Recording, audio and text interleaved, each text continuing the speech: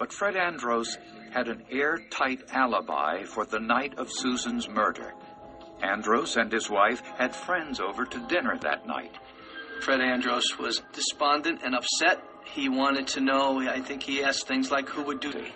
The medical examiner recovered 5 bullets from Susan's body. You're looking for a Lama or Ruger manufactured .45 caliber weapon.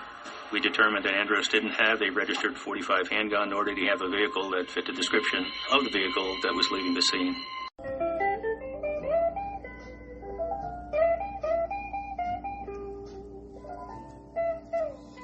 Hey everybody, and welcome to the Cold World Podcast. Hope you're enjoying your holidays and family time. And just remember to try and give back during this holiday time. There's always somebody that is lonelier than you, or doesn't have any family, has less family than you, or they're far away from their kids, or their significant others, and just give back and be selfless. Anyway, enjoy today's podcast, and we hope that you are enjoying life.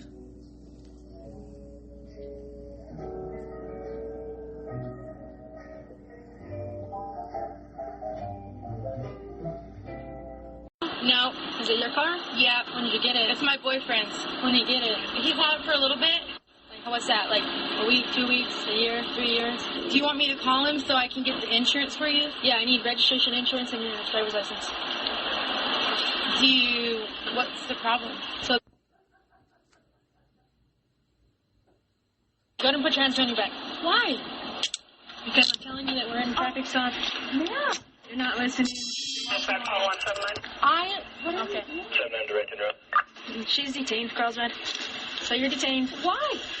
Wait a minute. Whoa. What's going on? Stop. What are you doing? I can't leave you. Okay. I have every right to use a phone right now, and my phone doesn't work. Okay. Why do you think you have the right to use a phone? Because I'm a normal, natural citizen. There's nothing wrong. I'm going to cash my check to pay my phone. You didn't give me a reason that you pulled me over. I gave you a reason. Yes, what was it? That your registration is expired. Oh, well, it's his, but I'm sorry. Okay. Okay, well, you're driving the vehicle, okay? You said it's not your vehicle. This vehicle right now that you are seen driving, do you have an interlock? I don't have one in that one. Okay. Because it's not mine. And why would I need that? Because you're required by your license to have an interlock. Oh. Okay, well, let's use the phone. But if you keep this I have a check in my car that We're not doing it. We're not arguing. Let's Sir, excuse me. Come on, ma'am. Excuse me. I need to lock my car. Okay. I need to lock my car. My check is in here. Hang on. Well, this is what she did. She was like, I'm going to call my boyfriend and give her the paperwork. And then she's like, oh, my phone's not working. I'm like, why did you tell me you're going to call if your phone's not working?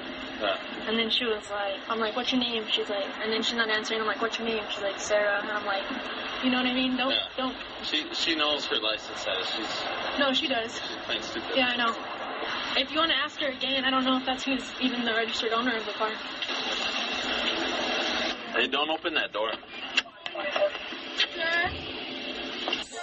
Sir, can you please let me stand there, please? My hand's asleep. Hey, what's the number of the owner? Why didn't you give her my key? Because the keys are in here. We don't have anyone to pick. No, please. No. Please. Excuse me. I cannot go by it. Please. Shouldn't be drinking and driving and shit. You got the interlock. Choices. Sarah. Pay full attention. This is for gangsters. This is for gentlemen. There's 2 kind of people out here. I happen to be the boss type. I'm a product of my environment. Blame the streets. I am what they made me. My pops came from Bed-Stuy, my mom came from Africa. I'm old nigga if you know what I mean. They hooked up in the 70s when liquor and weed was heavy and had me in Corona, Queens. By the time I was 7, my mom left my pop and we moved to the south side of Yonkers, New York. Then my mom remarried, had my little brother Gary. My sister a year later let me gather my thoughts. By the time I was 9, I was out of my mind. My step-pops then likely beat me out of my mind. 10 and 11 the same, I never would change. He still had to hit me. Aggravated little nigga still wearing skippies. Golf had Adidas and Pumas, I could have had a pair. But mommy said wait till Christmas, but I needed them sooner. If you heard I was broke, dog, it wasn't a room. I said gangsters, ride with me. Gentlemen, live your life, live it up. Cause gangsters die, no won't die. It's only a matter of time. I said gangsters, ride with me. Gentlemen, live your life, live it up. Cause So I'm waiting for the Packer game to come on, right? And I was just sitting here thinking, because they're doing, watching the Sports Center, like their pregame NFL coverage or whatever. And then they're about to go to commercial break or whatever. And then, like, so they were showing, like, pictures of the crowd and stuff, right, of the fans and stuff. And there was this white dude, this white man, and he was just sitting there. He had a Bud Light in his hand, and he was just like staring, right? You could tell like he had been drinking pretty much all day. And I was just thinking like, damn, man, like the game don't start for another hour. Like, how is dude even gonna like stay up for another 3 hours to watch the game? Because a lot of them, they've been drinking since like probably like noon. But anyways, so it made me start thinking like because a lot of them people are going to drive home drunk.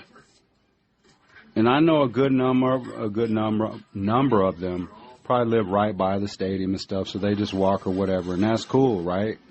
Or they'll Uber it and all that, or like designated driver. They're going with people that don't drink, that are going to drive. You know, so there's a lot of that. But I'm saying, that stadium holds like over 60,000 people. You can't tell me that at least out of that 60,000, you can't tell me at least a few thousand, at least 3,000 or 4,000 of them fans are going to drive home drunk. Or they done had at least 4 or 5 beers and they're going to drive home because they only live maybe 5 or 6 blocks away. Or, you know what I'm saying, that type of stuff. Or they drink and drive all the time, just casually. But tonight could be the one night that they, you know, crash into somebody and kill somebody. But it just made me think, like how many times people get pulled over and stuff like that, driving home from the Packer game, drunk or whatever. So I just looked up some little stats. I just hit the little Googles. So let's see. It says there has been multiple incidents of drunk driving related to Green Bay Packer games, including, so I just got a few here. So there was one man was arrested for his 4th OWI. So this was in August of 2022. A man was arrested for a 4th drunken driving offense after being pulled over on Interstate 41 while driving home from a Packers game. Former Packers running back Eddie Lacy arrested for DUI. Eddie Lacy was, on a side note, Eddie Lacy is kind of an asshole too. Well, I shouldn't say that because I don't know him personally, so let me I take that back. But I should say because I worked at Carnival, I was a buster there, so like when he was like doing real good, so that was a couple years, Eddie Lacy was real good when he was with the Packers. So that was back, and what was that, like 13, 14, 15, around them times? I remember he was in there one night, man, and he was just, man, I don't know, maybe it was, you know, because they were drinking. He was in there with that one dude, the tight end.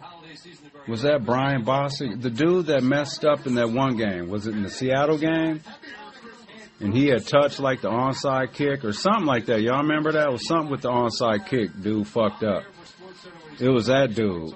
They were there. They were hanging out and shit. And I remember dude was just, maybe it was liquor, but dude was calling Brian Bostic a bitch and all kinds of stuff. I was just like sitting there, because I was bussing, so, I was just just in the area, just standing there, you know what I'm saying? So I was just like, man, I was just sitting back listening to all this stuff. I'm like, damn, man, dude was just talking to dude like crazy.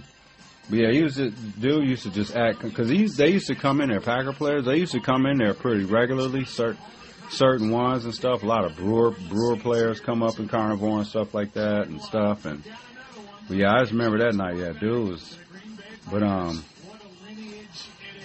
yeah, I just never forget that. But anyways, so in October 2024, so that kind of lines up with his, like, just his behavior a little bit. At least that day. That day, dude was acting, I was just like, man, dude was acting like an asshole, man. Like, I couldn't hang out with somebody like that. I couldn't be, like, how could you be friends with somebody like that? Because I was sitting there thinking, like, man, like, because it was him, Bostic, and then there were a few other Packer players. They were just all hanging out and shit. You know what I'm saying? They were just kicking and stuff. Because a lot of them used to come down there, too. Like, I remember when I worked at Hotel Metro, a lot of the Packer players, even when they had home games, I noticed sometimes they'd be at Hotel Metro. They would stay there. They'd get rooms for whatever reason. Because I did room service when I used to work at Hotel Metro. So, like, man, I got all kinds of stories I could tell y'all, but I'll just say I seen a lot of them Packer players that I know were married and stuff, but definitely were cheating on their wives and stuff. That's all I'll say. But anyway, so in October 2024, former Packers running back Eddie Lacy was arrested for DUI in Scottsdale, Arizona, after a woman reported seeing his Audi driving erratically.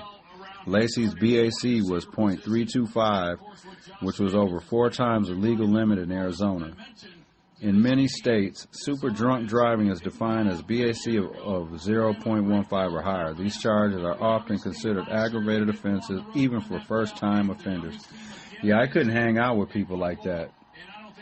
Cause not just because I don't drink, but like, have y'all ever been around somebody, even if you're somebody that drinks, but let's say you don't drink or something on that specific night, and then you're around people that are drinking. Because like I was saying, like, especially like when I'm at work, obviously you're not drinking nothing, and you're in a restaurant atmosphere, so you're around people that are drinking, they're hanging out and stuff, and you're just sitting there, it's like, man, I could not hang out with anybody like that, man.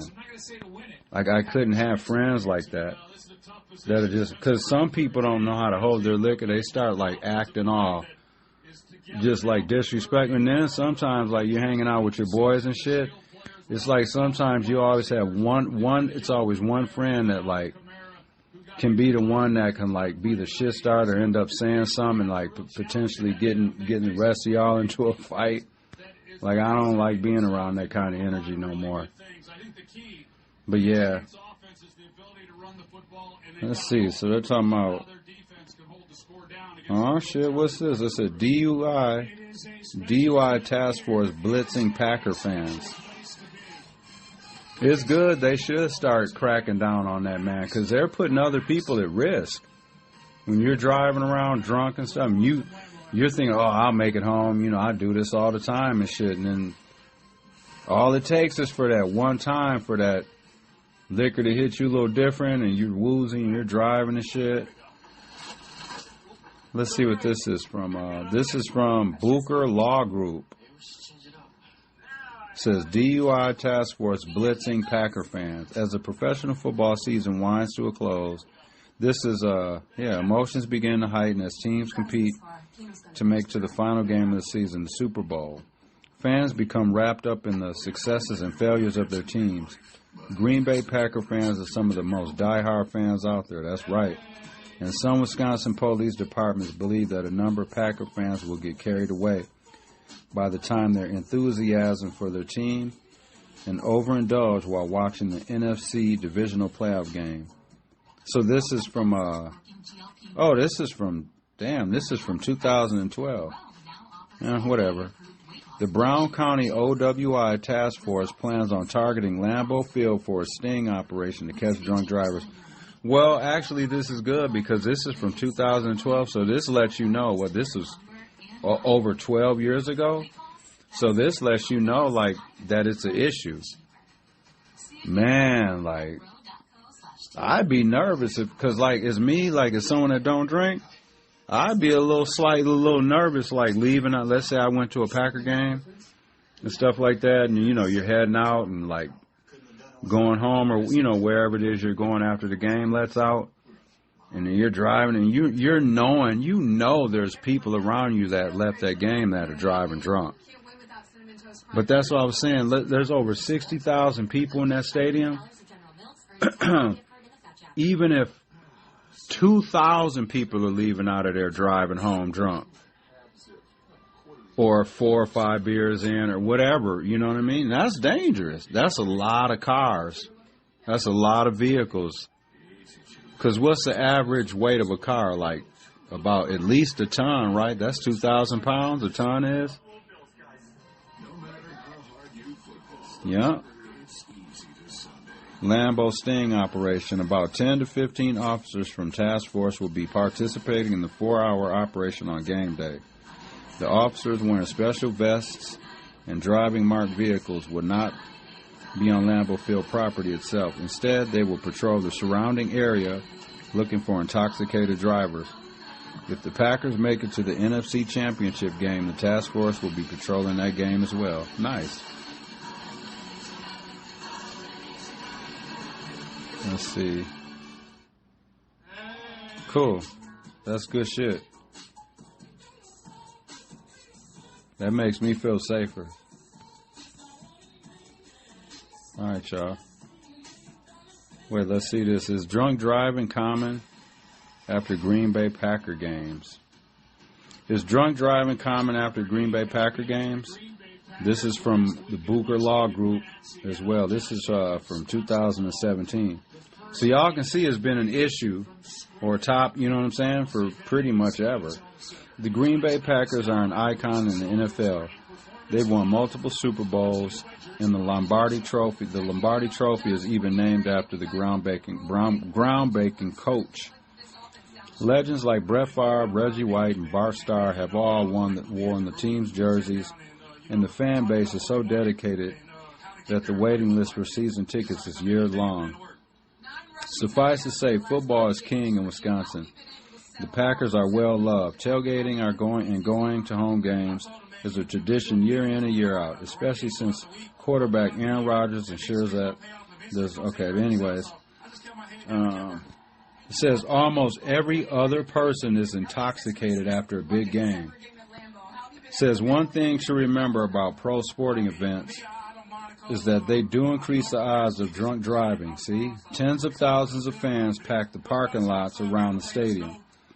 When they all leave, studies have found that 40% of them have consumed alcohol and 8% of them are legally drunk with a BAC over 0.08. The above study wasn't just carried out at football games. Instead, it polled 362 people at 3 football games and 13 baseball games. However, it still paints a rough picture of what things look like on the way out of Lambeau Field. That study isn't the only one to come up with the increased OWI stats. The New England Journal of Medicine carried out a study in Texas, for instance, finding that drunk drivers caused around 1,500 accidents after football games in 1 year alone. I'll just read this and then I'm about to go watch the game. It says, sobering statistics. Beyond that, the study found that 45% of fans who drank would then drive home, though the study didn't seem to differentiate based on how much they drank. Similarly, in California, police said that OWI's accidents rose after the Super Bowl. National stats have corresponded with this, showing a jump of 41% when looking at deadly OWI accidents after the big game. See? So what does that mean for you? If you go to Packer games next year or any other major sporting events in Wisconsin, it means police are especially vigilant. They're out in force. You could be pulled over over suspicion, drunk driving, even if you're not over the legal limit. And in some cases, even if you haven't had anything to drink, police do make mistakes and pull over sober drivers when they're expecting to find a lot of people who are under the influence. So basically that last little part, you know, that's called ripple effect. Because you know what I'm saying? I'm sure there's been someone that's gotten pulled over. They might have some little weed in the car or something, or, you know, maybe a pistol, or might have a warrant or something, or just, you know, whatever. And, but, you know, they haven't been drinking or nothing. But they get pulled over, you know what I'm saying? And, you know, get caught up in that web and that sting or whatever they're talking about. I mean, even though, you know what I'm saying, you shouldn't, you know, be driving around whatever you got caught with. But that would make you a little salty, like, damn, man, I got popped for this because they were trying to catch drunk drivers, and I was just passing through trying to get home and stuff. But yeah, so you know, that shows you it's been an issue, man. Like, y'all heard the stats. I didn't make them up. This is from Booker Law Group, LLC, y'all, out of Waukesha, Wisconsin. They love to drink out there. But you know what I'm saying? Don't nobody got time to be getting killed by somebody drunk driving. And that, I'm not saying that just because I'm not a drinker. I think it's one of the dumbest things people do.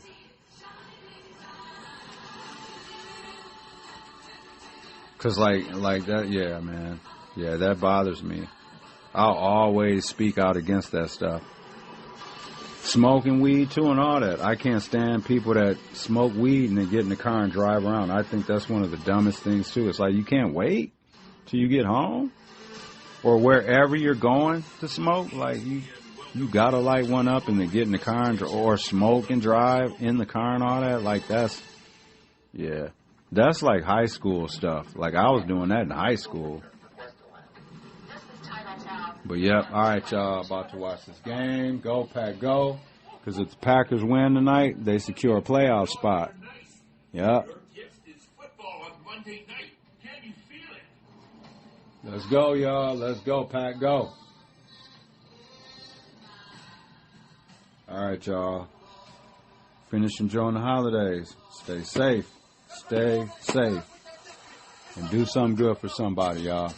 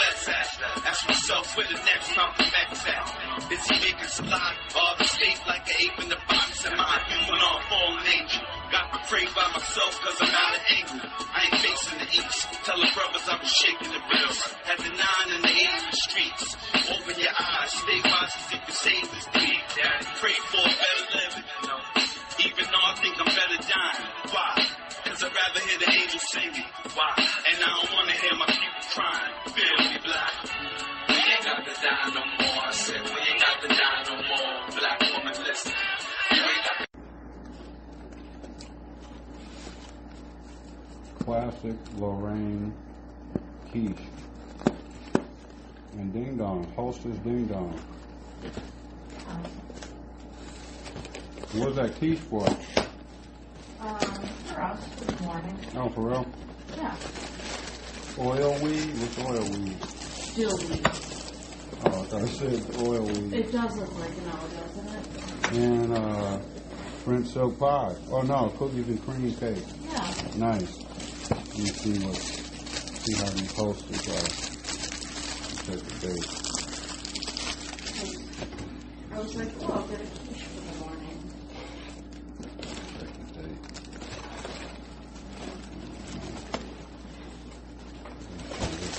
date.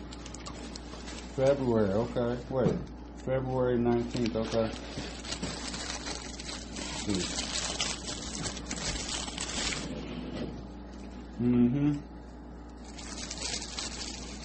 Oh, God.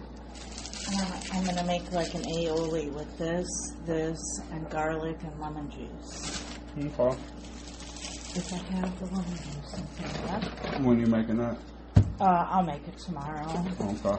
Brought myself some amaretto creamer. Okay.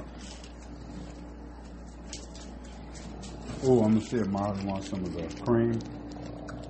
She likes the vanilla frosting. She does. Marley, our cat, she likes the vanilla frosting, and she likes raisins. Green grapes. Oh, nice.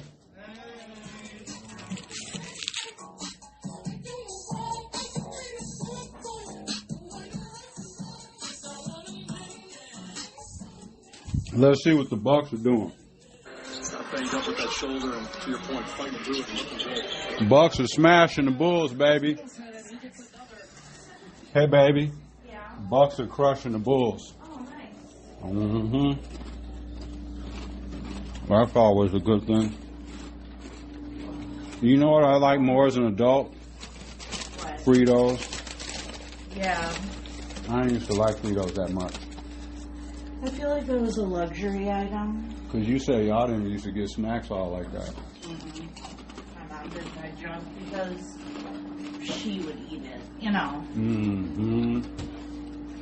But I need some snackies. You want this in the fridge? Yeah. Okay. Yeah, Packers are beating the shit out of New I Orleans. was keeping an eye on the score. You know what I got? Ooh, pickle. I Nice. haven't in so long. Okay. The grapes are just staring at me like, Yeah. have one. So I might as well. Wouldn't be right. Yeah, you gotta test it. Gotta test it. You know? Mama needs a drink. Mama needs a drink. Michelle said, Mama need a drink. Mama need a drinky drink. What you gonna have? Well, Michelle she got the hookup. She got the Grey Goose. She got 3 bottles of Grey Goose, y'all, basically.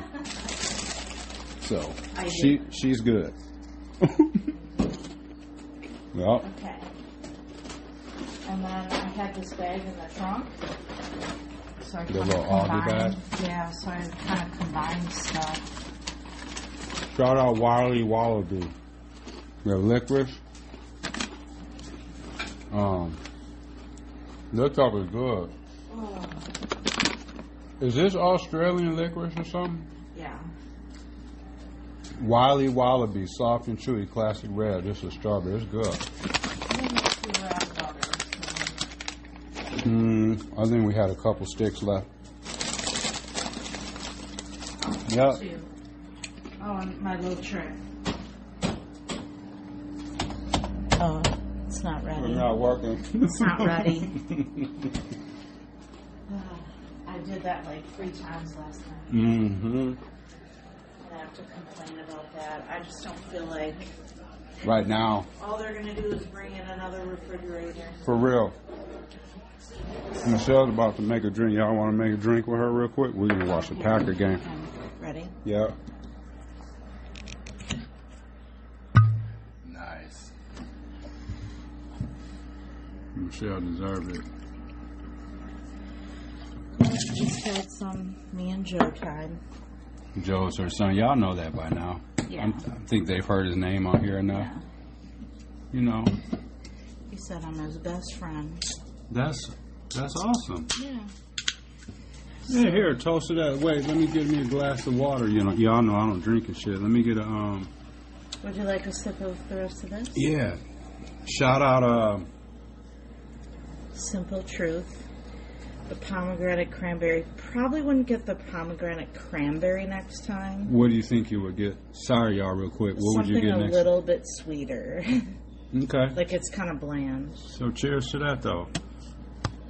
Nice. Or maybe a LaCroix. I like LaCroix, though. LaCroix is decent. The only thing with, like, the sparkling water, if you drink too much... Yeah. See, Michelle, no, she knows how to... Grapes it makes are good. you feel, like, full. Mm-hmm. Yeah. All the little snacks are excellent. Oh, thank you. Mm-hmm. And... No room. And we got the paper towels, because we are out. We're out of paper towels. I was going to get one, and then I'm like, that's too hard to carry. I'll get a 4-pack, because I could. And then Charlie was off leash. He pooped while we were waiting for the elevator. Oh, wow. And so I was cleaning it up, right? And then the elevator doors open. Somebody's on it. And I was like, we'll take the next one. I got some cleanup to do. She was laughing. All right, y'all. Enjoy your holidays. And you know what? Okay. If you're going out for New Year's, just stay safe, right? Yes, drive carefully. Ooh, also, spoiler alert, my new glasses are supposed to be here Saturday. Say what? Yeah. I'm going to get a cigarette. Okay. So I'm excited about that because legit, I can't see anything. Like everything is blurry. So yeah. What are you mixing with, baby? The pomegranate, this. Oh, the rest of that? Nice. Yep. That's awesome. Michelle's son told her that she's his best friend. That's what's up. Yeah. So we just hung out and watched, Impractical Jokers. It's those four friends that, like, pull pranks. Mm-hmm. It's, like, stupid. Kind of like Jackass? Yeah, but, like, Wild they're innocent pranks. Like, okay. They dare you to, like, you have to be, like, at the mall and ask people, like, really stupid questions or something, and whoever gets, like, somebody to actually answer the question gets a point. Mm-hmm. So we just watched that. And then I was like, I should just order my groceries while I'm here. Hell yeah. So, dual tasking. Mm-hmm. And then, of course, I was like, do you need anything? Of course, right.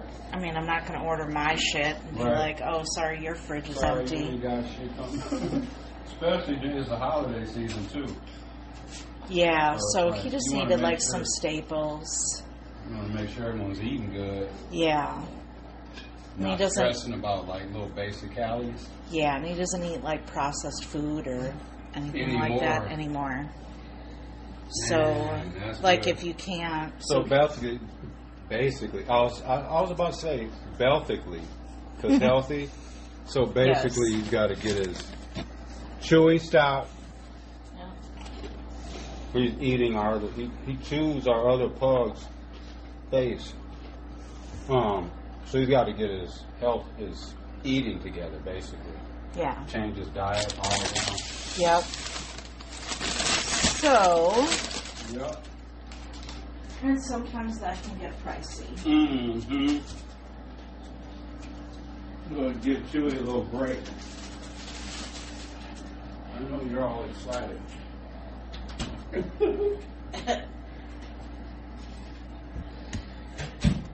One more damn Christmas music. Right, but like my back hurts. And that was it? Just. Yeah. So yeah, that's all I was up to this evening. That's all I got into. And now I just have to make I just have to cut up the potatoes. I'll do that tomorrow. I just have to be there at 4. So I've got all day to F around. I can help you cut. Okay. Cut the potatoes. Yep, and then I'll just roast them. I got 5 pounds. I was trying to get yellow potatoes. Dang. Yeah. Ooh, thank God that bottle didn't break. That should be enough for 8 people, right? Oh, hell yeah. Hell yeah. Yeah. And then make a dill garlic aioli dipping sauce. That should be decent. For the potatoes. And I got my baby some treats and such. Michelle got me some nice little treats. I was like, ooh, I can't forget the sweet treats. And I was like, ding dongs. There's 16 in here. Those will be gone. There were 16 of them? Yeah. Are you going to have some? Maybe at like 2 They're o'clock. fresh, too. 2 o'clock in the morning. At 2 in the morning while you're watching a Lifetime movie. Ooh, the Arbel. Oh, side note, y'all. I don't think a lot of people know who Arbel is, really. Probably or maybe not, we're underestimating. We act like we're the only our one that age knows. or older. Possibly, yeah. Yeah, probably so. You're right. What would you describe, what would you, I mean, he's not around anymore. I mean, but it was like just talk radio, and then sometimes he didn't have open lines where he just talked the whole time, and other times he has open lines, then he has ghost lines where people call in about their ghost stories. And some of them are just clearly just straight up made up, but he lets them go on and on and on. And the lady last night, oh my God, she was like attacked by something when she was on a bike. He does like UFO and like monster stories and stuff, and she was like paralyzed, had to learn to like walk again and read. And oh, I did hear that when I was still up. Yeah. And then he played some. He said, "Did it sound like this?" And he played something that was spooky as F. And then she was like, oh my God, I just got goosebumps because that's exactly what it sounded like. Wow. Like she was just riding her bike like on a country road, like on her way home. And she got hit and got thrown 60 feet. Something like that, all her internal organs were pretty much dead. She was like, I was just roadkill at that point or something. Right.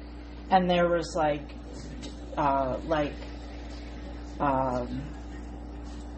black shadowy demon or something. Supposedly, yeah. Maybe she was hallucinating because she had a concussion. But the stories are intriguing. Concussed. She sounded legit. She did. She sounded, because he had asked her too. He was like, so like what? He was trying to get a read on what kind of person she was, and he was like, you sound like Norma. She was like married, had kids, right? Just regular, like he was like, you sound. But clearly, some of the stories are made up. Oh, you can tell when someone's a psycho, right? But he talks like political stuff from time to time. But he is fascinating because like he'll like do the like news and stuff like that, and like these recordings are from like the 90s and early 2000s, and a lot of the stuff will be like about shit that's going on today, immigration, like all the stuff, right? And yes, and we're like, we're going through the... Yes, it's the same exact stuff. It's just a different year. Because, you know, he was reading the news from back then, and he was talking about... I was like, me and Michelle be looking at each other like, the same things. Right. Literally the same fucking issues. Right. So that means no one has dealt with them. Right, like, so it's just things all haven't talk. Changed. It's just all talk every 4 years. You know, the issues come up, and then everyone kind of picks their side and feels how they feel about it, vote on it, and then in between all the 4 years, no one really gives a fuck about migrants. No. The only ones that I could say truly do are people on the border states. Yeah, and maybe deal with it on people that maybe have homes, right? But people like us in Wisconsin, and then we're not dealing with migrants every fucking day of the week. We're not thinking about it. And those states are constantly complaining, like, we need something to be done. And, like, no one can agree on the severity of, that's Charlie, the severity of, like, sternness we're going to be. Or how, you know, because there's so many, right, like, there's so many levels to it. Like, you know, like, if you got married to somebody who's a citizen, there's so like, many you layers used to it. Be able to be, you know, then you were protected then, but like now they're threatening to take that away. Oh, and then now Trump wants to like take back the Panama Canal and Greenland. You know what I was thinking about? What might be his thinking behind that? What if he wants to use it as export, import type shit, take control of it, so he can do all his tariff bullshit? Well, yeah, because that's like the port, you know, that's how he wants to just have total control of it. So total control, because then he can tax what he says is taxing people. Yeah, ain't nobody stupid. And we know to that's bring what stuff in. It's so stupid. So yeah, I mean, and he just can't single-handedly do stuff like that. So. And that's why he's putting all them people like all these little chess pieces. Because they'll do his bidding. And that's Project 2025, y'all. And if they don't, he'll fire them. Yeah. Remember his last residency? It seemed like every morning he was firing people on Twitter. All the time. By messenger. Like the by first passenger pigeon. Right, like the first 2 years, I think he like fired and hired and fired and hired, like just multiple times. Yeah. It just doesn't make any sense. Like, how aren't you confident in the person the first time around, right? Or like you said, when they stop or when they start kind of like. It's as soon as somebody tells them we can't do that, that's like, not a good idea, that you're out of here. I do that though. So you're going to do it. Yeah. All right, y'all. We're going to finish watching the game. Back to the sports. I'm going to watch General Hospital. And back to General Hospital. Did we watch Young and the Restless today? No. We started to, and then we took a snooze. We took a nice little nap today. When I woke up and it was like 3 o'clock, 3:15, I was like, wait, what? What year is it? Did and we miss Christmas? Yeah, right. It was insane. I was just like, and then I just kind of laid there for a while. And then I was like, I should probably get up. And I just was so, like, out of it. Well, let's seal this with a kiss. Okay. All right, y'all. I'll let you get back to your sports. Enjoy your holidays.